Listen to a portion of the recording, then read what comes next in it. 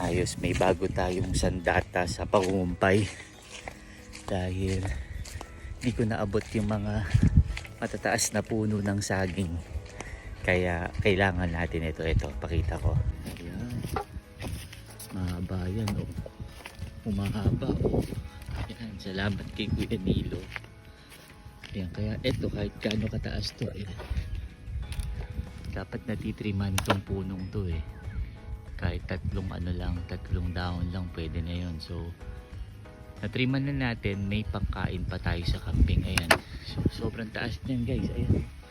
Pero since meron na tayong ganito, madali na. Ayan, kahit mataas, tignan natin, ha. Ayan, puputulin natin to. Ganyan lang siya. Tapos, yun lang. Ayan. Meron na tayo pangkumpay. So, ayan, ayos. Di na ako tatalon sa puno para mangumpay.